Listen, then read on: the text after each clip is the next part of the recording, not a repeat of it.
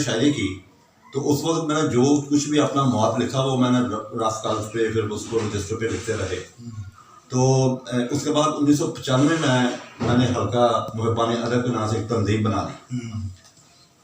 اس کا مقصد یہ تھا کہ ہم تمام شاعروں کو مساوات دیں. افسر صادق صاحب تھے وہ مشاعرے کرواتے تھے 10 بہت کو نام لکھے باقی چھوڑ دیا. تو ہم نے اسسٹنٹ کمشنر صاحب سے تو انہیں سے ہم نے بات کی کہ آپ مہمانوں کے نام لکھیے اور نیچے لکھ دیں کہ مقامی شعرا. اچھا. تو انہوں نے ہماری بات نہ مانی. نیکسٹ آیا تو اس میں ہمارا نام دے دیا. ہم نے واک آؤٹ کیا. میں نے اور شیخ افتخار نسیم صاحب ہمارے دوست تھے, دونوں اس وقت کام کیا کرتے تھے. تو ان کو ہم نے تحریری طور پہ واک آؤٹ کیا کہ ہمارا مقصد یہ نہیں ہے. انہوں نے فیصل آباد یونیورسٹی میں گیا تو پروفیسر افضال انور میرے کلاس فیلو بھی ہیں. تو ان سے جا کے افضال انور صاحب اقبالیت کے پروفیسر آپ ہی ہیں وہ. تو ان سے گلا کیا وہ ان کے شاگرد تھے کہ دیکھو یار ہم نے احمد علی قاسمی اور یہ نشی گیلانی ہے, ندیم نیازی ہے, ان کے ساتھ ان کا نام لکھا. تو یہ لوگ تو اعزاز سمجھتے ہیں راولہ قاسم وغیرہ کے نام شامل کرنا اور یہ واک آؤٹ کر رہے ہیں. تو اس کے بعد میں نے فیصلہ کیا کہ جب پڑھیں گے اپنا مشاعرہ کروائیں گے ہم کریں گے. تو تب میں نے 1995 میں حلقہ محبان ادب کی بنیاد رکھی. اس کے تحت میں نے ایک سال میں گوجدہ میں اس سے ایک سال میں نے مقامی ہر ماہ کا ایک ماہانہ مشاعرہ شروع کیا گوجدہ کے مختلف محلوں میں, کبھی کسی محلے میں کبھی کسی میں اسپانسر بیس پہ. اچھا. تو 1996 پھر میں نے اس کو ڈویژن لیول پہ لے گیا. ڈویژن حلقہ محبان ادب گوجدہ کے نام سے میں پورے فیصل آباد کی جتنی یہ تحصیلیں وغیرہ تھیں ان میں ایک ممبر بنایا.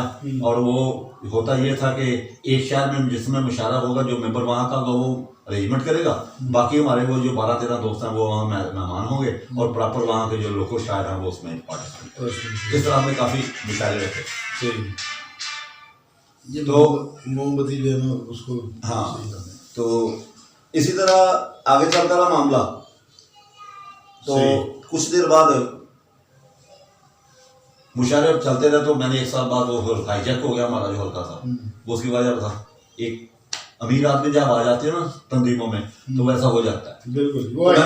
میں نے وہ خود ہی حلقہ چھوڑ دیا. بانی بھی تھا, رابطہ سیکٹری بنا, تو میں نے خود لکھ کے دے دیا کہ یہ آپ سنبھالیں میں نہیں کام کرتا. اس کے بعد میری حافظ عباس صاحب سے رابطہ ہو گیا, مصور ویلفیئر کاؤنسل. تو اس نے ہمیں شعبہ ادب جو تھا اس کا نام مصور رائٹر کلب رکھ لیا. مصور رائٹرز کا. ہاں. اس کا میں اب انچارج تھا. میں نے اس کے ساتھ ایک ڈپٹی انچارج رکھا غزالی صاحب کو اور وہ ہم نے کام شروع کر دیا. وہ بدلتا ڈپٹی انچارج بدلتے رہ گئے, انچارج نہیں رہا. اس کے تحت میں نے اب تک تقریباً مقامی 250 نشستیں کرا دی ہیں. اچھا. تو اور 5 آل پنجاب مشاعرے کروائے انہوں نے. یہ میرا ریکارڈ ہے. تو جب 2010 آیا نا تو میں نے اس کو سوچا کہ میں نے اپنی بات کی ہے پچھلی کہ یہ تو مشاعرے کو پروموٹ کر رہے ہیں. تو تب میں نے وہ پچھلا کلام جتنا بھی تھا وہ ایک بے نام کتاب کے نام کے حوالے سے اس میں نے اس کو دے دیا. وہ غزلیں تھی اس میں, وہ میری پہلی کتاب تھی بے نام. وہ یہ والی ہے کتاب. تو اس میں یہ میری پہلی کتاب تھی یہ بے نام ناظم. یہ دیکھیں بے نام کے نام سے. ہاں جی. اور یہ بے نام کے اور یہ جو ٹائٹل بنا یہ ٹائٹل بنا غزالی صاحب کا. یہ تصویر پہن یہ غزالی صاحب ہیں, ادھر پینٹر ہیں, ہاں آرٹسٹ ہیں, ان کے جو ہے نا ہاں جی ان کے ہاتھ کا یہ تصویر بھی پین ورک انہوں نے کی ہوئی ہے. ہاں جی بالکل صحیح, ماشاء اللہ جی. اچھا. تو یہ کتاب میں ترتیب نال اس پہ آؤں گا میں. اچھا. تو 2011 میرا خالی گیا. 2012 میں میں نے ایک بہت شور مچا. 2011 میں بچ گیا تھا یہ ڈینگی کا. جی. چونکہ مجھے ویلفیئر کے داتے کے جب میں ویلفیئر سے چلتے تھے تو میں نائب صدر بھی اس میں بن گیا. تو وہ ایک حادثاتی طور پہ مجھے ایک بینر لکھنا پڑا. اچھا. تو وہ جب بینر لکھنے لگے کہ یار وہ ڈینگی وہ ہمارے ایک ڈپٹی سوشل ویلفیئر آفیسر جیسے وہ کہنے لگے آپ نے نمائش لگانی ہے تو ایک بینر لگا دیں, یہاں پر ڈینگی والے ڈی سی صاحب آئیں گے, یہ کریں گے وہ کریں گے. تو بڑا شور تھا. تو میں نے پھر جب لکھوانے لگا میں سوچا یار اس کو چینج کریں. جب میں نے چینج کیا تو اس میں نے ایک جتا 2 شعر لکھ دیے ڈینگی کے بعد. وہ لکھے ہوئے کسی بھی دوائی کے کھانے سے پہلے تمہیں ہسپتالوں میں جانے سے پہلے کرو دل و جان سے کرنا گھروں میں صفائی تمہیں ہسپتال میں جانے سے پہلے. اس طرح کے 2 شعر تھے. زبانی تو شاعری اپنی یاد نہیں آتی. تو وہ میں نے جب لکھ دیا تو بینر پہ وہ آ گیا کہ ڈینگی سے پہلے تمہارا آ گیا مل جانا مصور ویلفیئر کاؤنسل. تو وہ لگا تو وہ ڈی سی صاحب نے بڑا پسند کیا کہ یار یہ پہلی دفعہ میں دیکھ رہا ہوں کہ تو اس وقت جب وہ بینر لکھا گیا تو پسند کیا گیا، لیکن 3-4 دن کے بعد وہ نمائش ختم ہوگی، بینر اتر گیا، تو 25 دن کے بعد وہی سوشل ویلفیئر آفیسر میرے پاس دوبارہ آیا. وہ تو ہماری ہوتا سی اس وقت دفتر بنایا ہوتا تھا ہم نے یہ گڑھ ملا گلی نمبر 4 میں مسافر ویلفیئر کو. تو وہ کہنے لگا یار وہ بینر دوبارہ لگا کے اس کی پک بنانی ہے. تو انہوں نے مووی بنائی. اس وقت مجھے احساس ہوا کہ یہ کوئی اچھا کام ہوا ہے، تو میں نے اس پہ مکمل نظم کرتی ہوگی.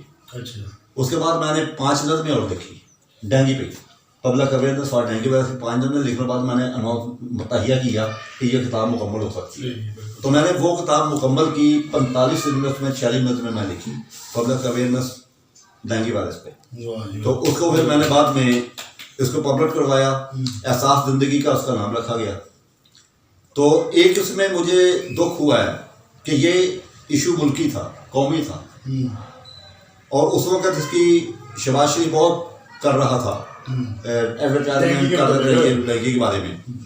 میں نے 25 لیٹر لکھے، 11 نظمیں بھیجی ہر ایک کو، محکمہ تعلیم کے سیکرٹری کو، وزراء کو، اور سوشل ویلفیئر کے سیکرٹری کو، جو بھی ان کو متعلقہ تھے، تعلیم کو، صحت کو اور ویلفیئر کو، کہ ان پہ مجھے اپنے خیالات کا اظہار کر کے دیں. تو مجھے کسی نے کوئی جواب نہیں دیا. یہ مجھے صدمہ ہوا کہ ہماری حکومت کیا کرتی ہے اور ہم کیا جذبہ رکھتے ہیں. پھر اس کے بعد میری تیسری کتاب 2013 میں آ گئی. وہ کون سی؟ وہ ظرف کے نام سے ہے. ظرف. اچھا، ظرف جس کا نام، جس کا معنی ہوتی ہے کہ گہرائی. ظرف یہ نظمیں ہیں، قومی نظمیں. اس میں امن کے حوالے سے دیکھیں، ظرف ٹیلی ویژن والا، ہاں یہ جو ہے نا جالا باری والا ہم پڑھتے ہیں، اس سے یہ ظرف کیا مطلب ہے اس کا؟ گہرائی، عمیق، گہرا، عمیق نظریں. ہاں جی وہی جو ہے. تو یہ تبسم صاحب کی یہ جو ہے یہ تصنیف ہے ظرف، تیسری ہے 2013 میں آئی تھی. ظرف. تو 2014 اس میں کیا آپ نے دیکھنے اس میں نظمیں ہیں مختلف معاشرتی، اچھا، امن کے حوالے سے، مہنگائی کے حوالے سے، رشوت کے حوالے سے، اصلاحی نظمیں ہیں میری جتنی ہیں. معاشرے کو میں زیادہ لکھتا ہوں. تو اس کے بعد کون سی لکھی؟ اس کے بعد یہ میں نسبت آئی حضور پاک صلی اللہ علیہ وسلم کی ایک عقیدت، یہ نعتیہ مجموعہ ہے، نعتیہ حوالے سے، یہ نعتیہ مجموعہ ہے جی. ان کا اس پہ سارا مسلم مٹالوی صاحب کا جو ہے یہ چوتھا مجموعہ ہے. یہ گنبد خضرا جو ہے وہ بنا ہوا ہے. حضور نبی کریم صلی اللہ علیہ وسلم نور مجسم سرور کونین صلی اللہ علیہ وسلم کی عقیدت میں جو ہے نا، یہ میں تبسم صاحب نے جو ہے پورا بڑی خوبصورت محمد صلی اللہ علیہ وسلم کی نگری، ہماری ضرورت محمد کی نگری، ابھی تک زمانے میں کچھ نہ کمایا، میری ساری دولت محمد کی نگری. تو اس کے بعد اتنے مطلب بہت ہی جو ہے جاذب مطالعہ،